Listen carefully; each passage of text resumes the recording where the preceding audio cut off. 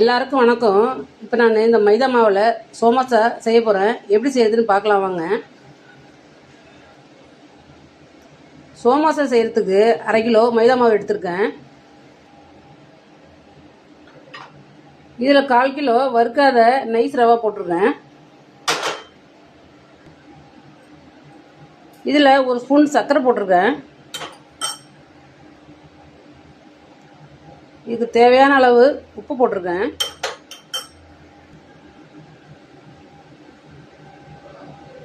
இப்போ இதில் 4 ஸ்பூனு நெய் ஊற்றிக்கிறேன். இப்போ இதை தண்ணி ஊற்றி நல்லா பிசைஞ்சிக்கிறேன். இப்போ பாருங்கள், தண்ணி ஊற்றி இந்த மாவை நல்லா பிசைஞ்சு வச்சுருக்கேன்.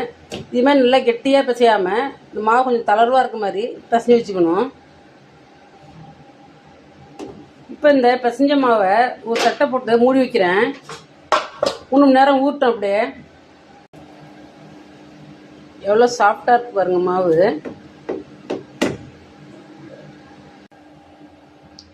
இப்போ நான் பூர்ணம் செய்கிறதுக்கு பொட்டுக்கடலை எடுத்திருக்கேன். இந்த பொட்டுக்கடலையை மிக்சி ஜாரில் குறன்னு அரைச்சிக்கிறேன். பொட்டுக்கடலையில் கலக்கிறதுக்கு 1/2 மூடி தேங்காவை நல்லா இது மாதிரி ப்ரௌனாக வறுத்து வச்சுருக்கேன். மிக்சியில் போட போகிறேன். குறன்னு போட்டு எடுத்துக்கிறேன். இதை இது மாதிரி தேங்காவை குறன்னு போட்டு எடுத்துருக்கேன். இப்போ இதில் பொட்டுக்கடலை தேங்காய் கலந்து வச்சுருக்கேன் கலவையை. அதில் கொஞ்சம் ஏலக்காய் பொடி போட்டுக்கிறேன் 1/4 ஸ்பூனு. 1/2 ஸ்பூனு சுக்கு பொடி போட்டுக்கிறேன். சுக்கு ஏன் போடுறேன்னா பொட்டுக்கடலை போட்டுக்கிறதுனால கேஸ்ட்ரிக் ஆகும். ஒரு சில கேஸ்ட்ரிக் ஆகும். அதுக்காக தான் நான் சுக்கு பொடி போடுறேன். எல்லாத்தையும் கலந்து விட்டுக்கிறேன். இப்போ certain stress and tired, I had to be a student.